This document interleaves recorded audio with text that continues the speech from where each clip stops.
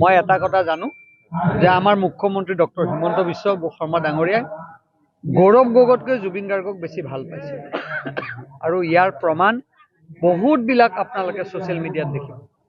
গৌৰৱ গগৈক এটা ভালকৈ অসমীয়া গান গাই দেখুৱাব দিয়ক, অসমীয়া ভাষাটো ভালকৈ শুদ্ধকৈ ক'ব দিয়ক, তাৰপিছত অসমীয়া মানুহৰ প্ৰতি তেখেতৰ মৰম থাকিব।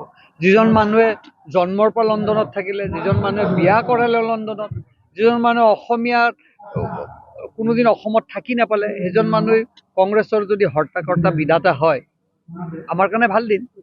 আমাৰ মুখ্যমন্ত্ৰী মাটিৰ মানুহ, আমাৰ মুখ্যমন্ত্ৰী গাঁৱৰ পৰা যোৱা মানুহ, আমাৰ মুখ্যমন্ত্ৰীৰ অসমীয়া স্কুলত পঢ়া, আৰু গৌৰৱ গগৈ বিয়া পাতিছে লণ্ডন, দিল্লীৰ পৰা তেওঁৰ শিক্ষা আৰম্ভ হৈছে। সোণৰ চামুচত ভাত খাই অহা ব্যক্তিজনে অসমৰ সমস্যাৰ কথা কেনেকৈ বুজিব?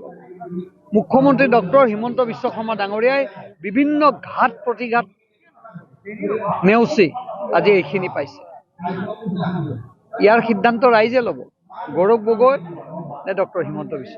আৰু মই স্পষ্টতাৰে কওঁ যে গৌৰৱ গগৈ ডাঙৰীয়াক কেতিয়াও অসমৰ ৰাইজে একচেপ্ট নকৰে।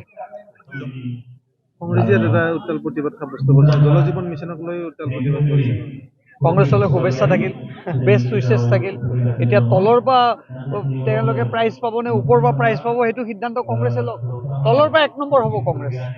মই এটা কথা জানো যে আমাৰ মুখ্যমন্ত্ৰী ডক্টৰ হিমন্ত বিশ্ব শৰ্মা ডাঙৰীয়াই গৌৰৱ গগৈতকৈ জুবিন গাৰ্গক বেছি ভাল পাইছে আৰু ইয়াৰ প্ৰমাণ বহুতবিলাক আপোনালোকে ছ'চিয়েল মিডিয়াত দেখিব।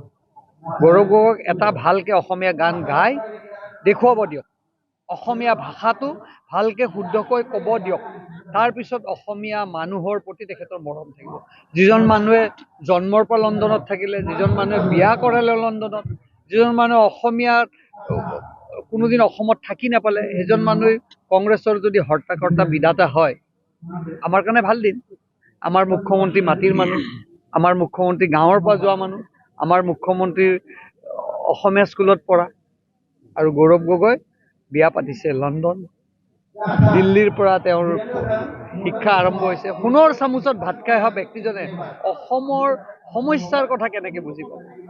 মুখ্যমন্ত্ৰী ডক্টৰ হিমন্ত বিশ্ব শৰ্মা ডাঙৰীয়াই বিভিন্ন ঘাট প্ৰতিঘাত নেওচি আজি এইখিনি পাইছে। ইয়াৰ সিদ্ধান্ত ৰাইজে ল'ব, গৌৰৱ গগৈ নে ডক্টৰ হিমন্ত বিশ্ব। আৰু মই স্পষ্টতাৰে কওঁ যে গৌৰৱ গগৈ ডাঙৰীয়াক কেতিয়াও অসমৰ ৰাইজে একচেপ্ট নকৰে।